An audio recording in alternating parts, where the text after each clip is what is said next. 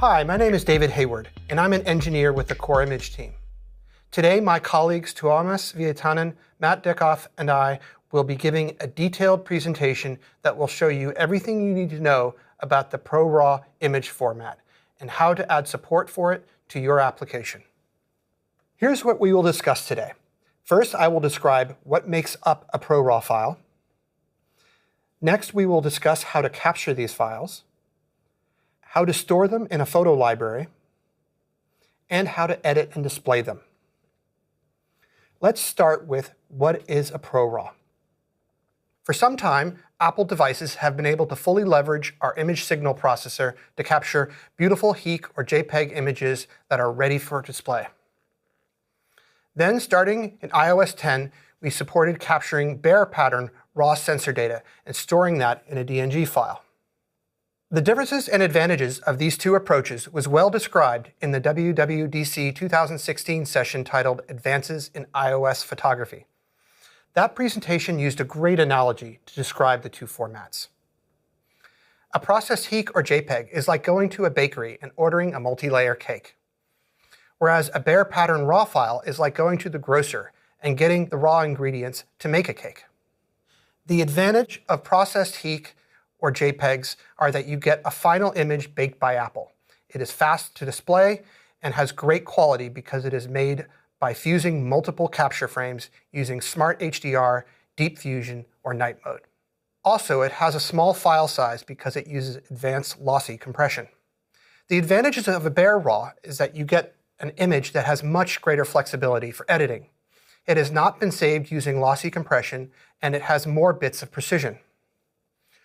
Our goal with ProRAW was to establish an image format with the best features of both. The advantage of ProRAW is that it has a similar look to HEIC, but uses lossless compression. Also, depending on the scene, it is fused from multiple exposures, so it has great dynamic range for editing.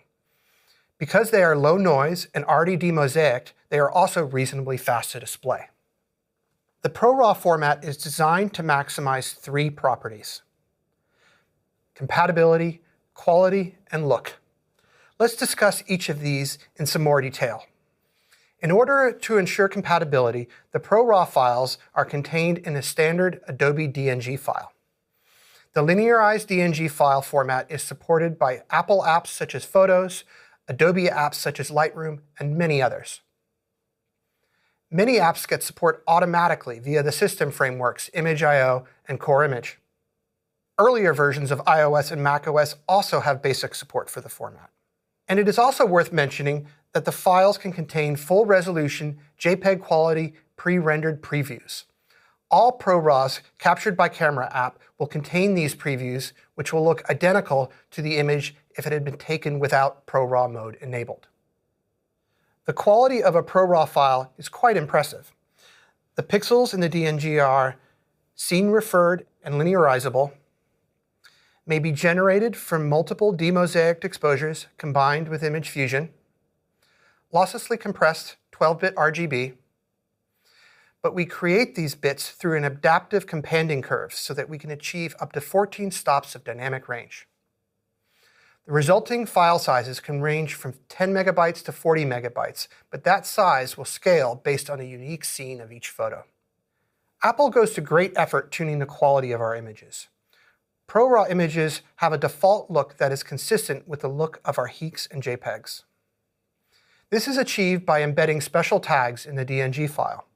These tags are documented in the DNG spec and provide the recipe for how to render the default look of each image. The first tag applied is the linearization table, which decompands the 12-bit stored data to linear scene values. We use the baseline exposure tag because ProRAW images adapt to the dynamic range of the scene. The baseline sharpness tag allows us to specify how much edge sharpening to apply by default. The profile gain table map tag, which is new in the DNG 1.6 spec, allows us to describe how to adjust the bright and shadow regions. Lastly is the profile tone curve that specifies the output global tone curve. All of these tags are unique to each image. Because they provide the recipe and not the cake, the image remains highly editable. For example, the default sharpness or tone curves can be altered at any time. Lastly, when present in the scene, we store semantic masks in the ProRAW for regions such as people, skin, and sky. So now that we know what makes up a ProRAW, I would like to introduce Tuomas, who will describe how to capture them. Thank you, David. My name is Tuomas Viitanen. I'm an engineer in the camera software team, and I will guide you through how you can capture Apple ProRAWs with your application. AVFoundation capture APIs provide you with access to camera on iOS and macOS. They allow you to stream live preview and video, capture photos, and record movies, among many other things. And as a recent addition, we added support to capture photos in the new Apple ProRAW DNG format. A good source of information on the basic use of AVFoundation capture APIs are Advances in iOS Photography talk from WWDC21 that explains how to use the AV Capture photo output, and AVCam sample code that is an example of a simple camera capture application. Next, we'll look at the Apple ProRAW capture in detail. But first, let's take a quick look at where Apple ProRAW is supported. A good starting point for that is to do a comparison with the existing BayRAW support. BayRAW was introduced in iOS 10 and is supported on a wide range of devices. Apple ProRAW was introduced in iOS 14.3 and is supported on iPhone 12 Pro and iPhone 12 Pro Max. Apple's own camera application supports Apple ProRAW capture with all fusion captures like Deep Fusion and Night Mode, as well as with flash captures. Apple ProRAW allows photo quality prioritization to be set to balanced and quality, which allows you to get the benefit of Apple Image Fusion to your RAW captures. While BayRAW is only supported on single-camera AV capture devices like wide and tele, Apple ProRAW is supported on all devices, including dual-wide, dual, and triple-camera devices that seamlessly switch between cameras when zooming. Similar to BayRAW, Apple ProRAW does not support depth data delivery nor content-aware distortion correction. Live photo capture is only supported with BayRAW, but portrait effects matte and semantic segmentation skin and sky mattes are only supported with ProRAW. So, let's go through how you can capture Apple ProRAWs. The items we cover are how to set up your capture device and capture session, how to set up your photo output, how to prepare your photo settings for the ProRAW capture, and what options you have after you capture a ProRAW photo. Let's start from setting up the session. Apple ProRAW is only supported on the formats that support the highest quality photos. You will get that by setting the capture session preset to photo. Or if you would like to select the device format manually, you can find the formats that support the highest quality stills. Note that this is different from high quality stills, which is supported on a broader set of formats. And then, simply configure the desired format to be the active format of the device. In this example and later, I'm simply using the first index from the list of supported items, but you'll want to replace this with a selection that's based on criteria that works best for your application. Now, let's look how you can configure the photo output for the ProRAW capture.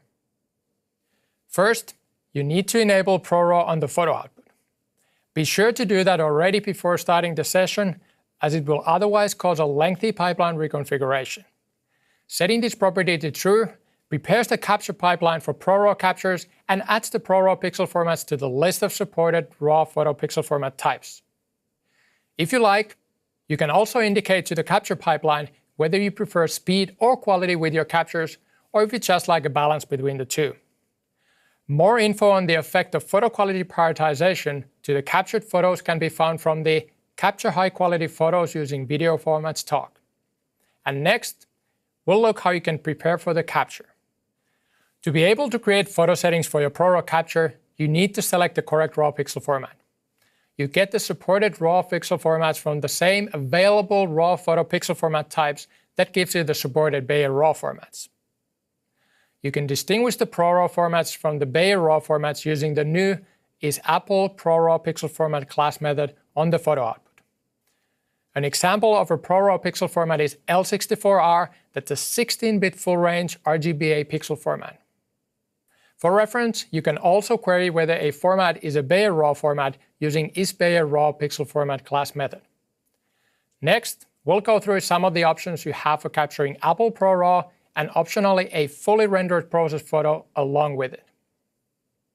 The first and simplest option of capturing ProRAW is to request only the ProRAW photo. To do that, you can simply specify the raw pixel format type when creating the photo settings. This gives you a single asset which is simple to work with and store to photo library, like Matt will later show you. It's also possible to capture a pair of processed photo and ProRAW, similar to what you can do with Bayer RAW, by providing also the processed format for the photo settings. But this requires you to work with multiple assets, and it's also harder to keep track of them in the photo library. Luckily, Apple ProRAW supports up to a full resolution JPEG image as thumbnail, and in many cases, this gives you the best of the previous two options. To request a thumbnail, you can select the desired format from available raw embedded thumbnail photo codec types and specify the desired thumbnail dimensions. Now, you're almost ready to capture a ProRAW photo. But before that, if you like, you can specify the photo quality prioritization for this capture. Note that the value specified here must be less than or equal to the max photo quality prioritization you specified previously on the photo output. You can also request up to a display size preview image if you would like to have something to show for the clients quickly after the capture. And then you can capture the ProRAW photo using the same capture photo method that's used for all other still captures as well. Now that the still capture is on the way, let's take a look what you can do when the requested photo is ready. When the photo is fully processed, your did-finish processing photo delegate will be invoked with an AV capture photo representing the ProRAW photo. If you requested a preview image for the capture, you can now get the pixel buffer with uncompressed preview image or a CG image representation of that to show on the display. And in case you requested a processed photo along with the ProRAW, your did-finish processing photo delegate will be invoked twice. You can distinguish the ProRAW from the processed photo using isRAW property on the received AV capture photo. And then you can simply request the file data representation for the ProRAW to save the DNG to the photo library. Or optionally, get a pixel buffer with the raw pixel data if you prefer to work with that. Like David mentioned earlier, the ProRAW DNG may include semantic segmentation mattes. The inclusion of these mattes is automatic and scene dependent. While the mattes are currently not available through the AVFoundation capture APIs, you can retrieve them through Core Image and Image.io APIs like David will later show you. And finally, we'll look at some customization options you have with the ProRAW DNG. You can customize the ProRAW by implementing the AV Capture Photo File Data Representation Customizer delegate methods. By implementing replacement Apple ProRAW compression settings, you can change the compression, bit depth, and quality of the ProRAW photo. The Apple ProRAW is encoded losslessly by default using 12 bits with a companding curve.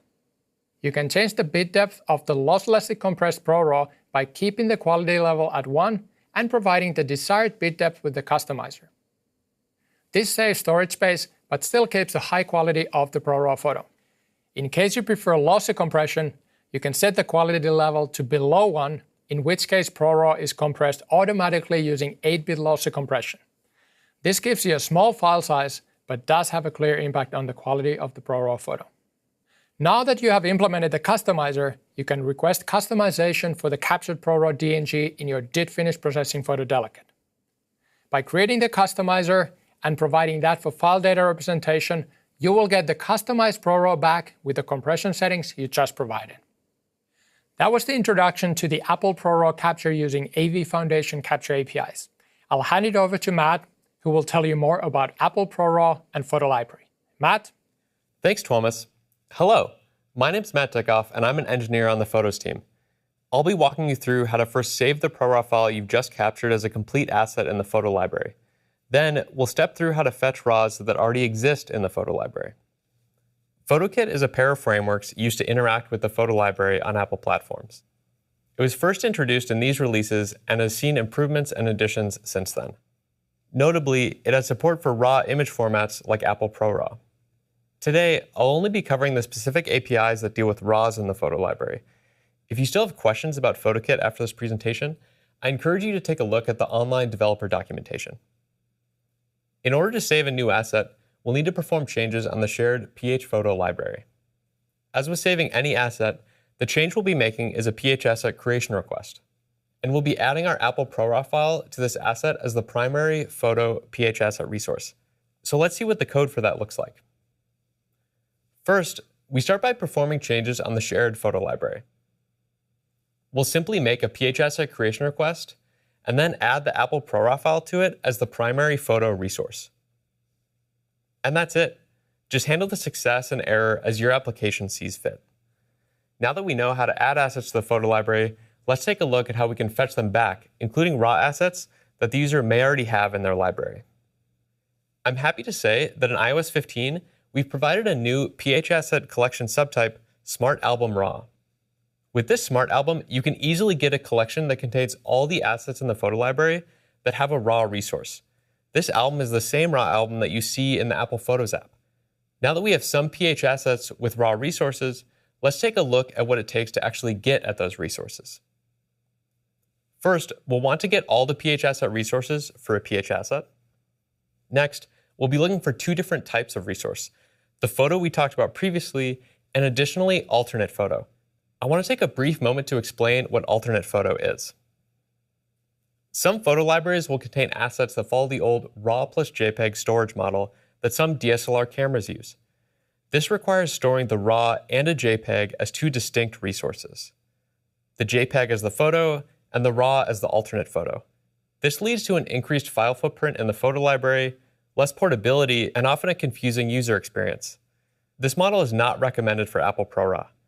If your intent is to save a ProRAW file to the photo library, you should use the capture settings to embed a full-size JPEG preview in the file. Now, back to our resources.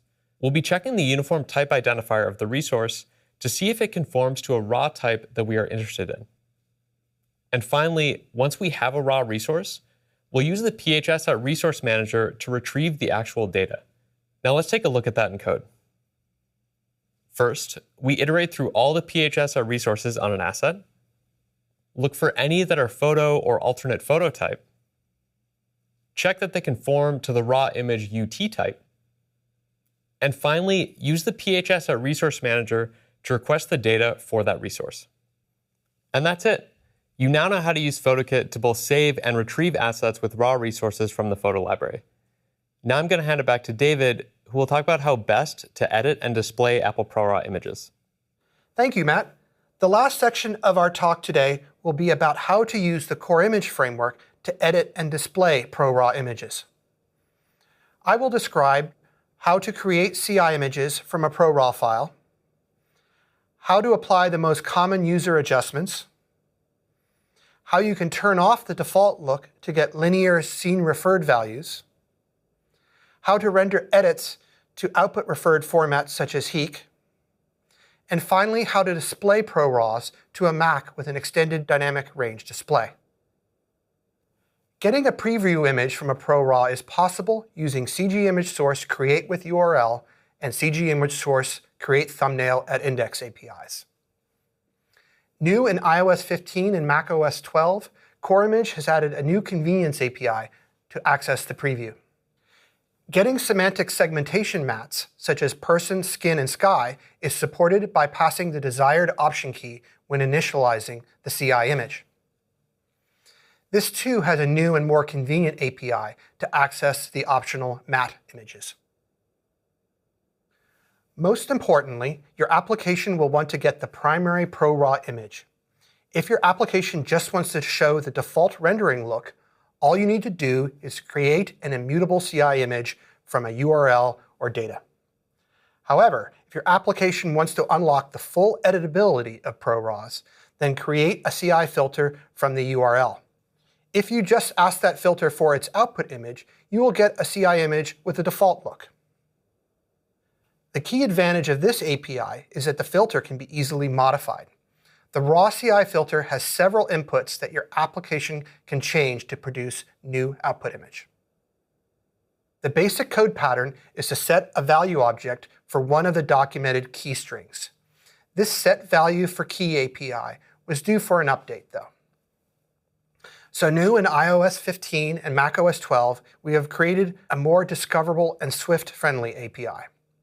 To use the new API, create a CI raw filter instance. and then just set the desired property to a new value. Next, let's discuss what properties you might want to change.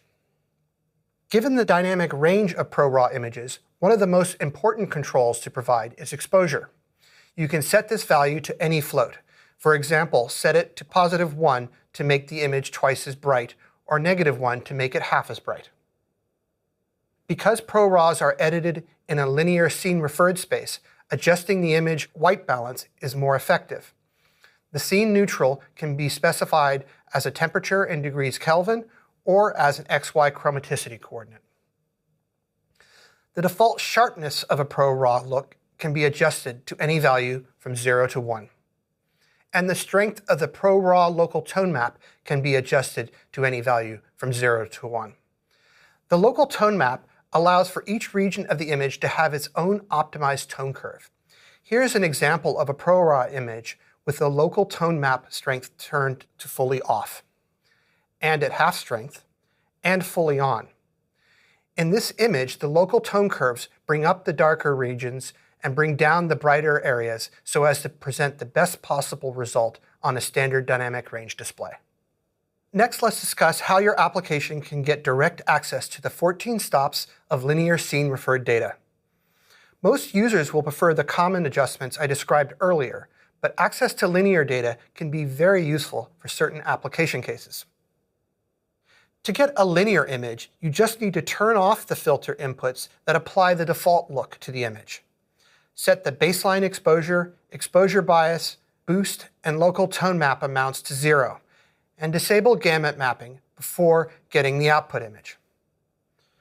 Once you have the linear raw image, you can use it as an input to other core image filters to perform scene-referred computations. For example, you could use the built-in core image histogram filter to calculate statistics. Or you may want to render the linear image to get its pixel data. To do this, just create a CI render destination for a RGBA half-float mutable data. Tell the render destination to use a linear color space of your choice, and then have a CI context start a task to render the raw filter's output image.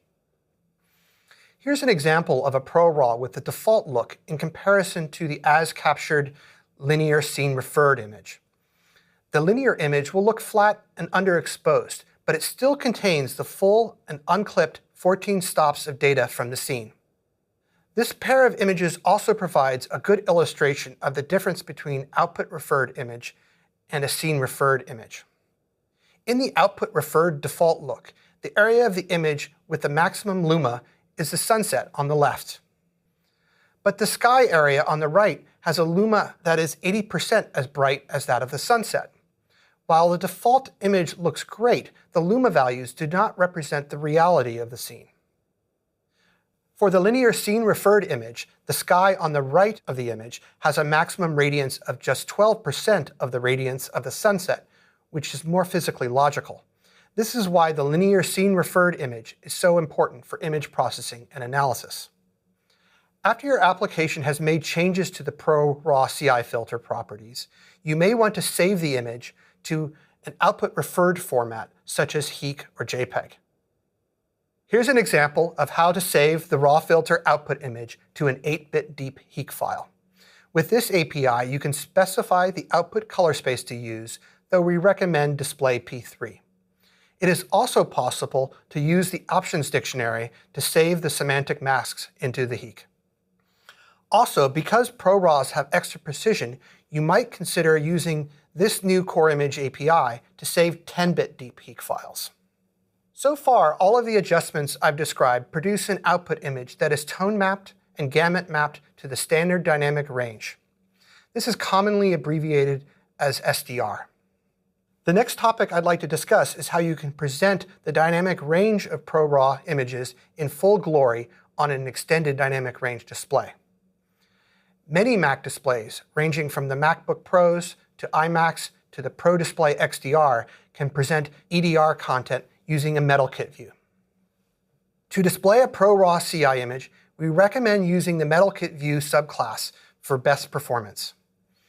Your MetalKit view subclass should create a CI context and a metal command queue for the view. For important details on how to get the best performance with Core Image in a MetalKit view, please review our presentation from last year on the subject. If your Mac display supports EDR, then you can set the view's color pixel format to RGBA 16 float and set once extended dynamic range content to true.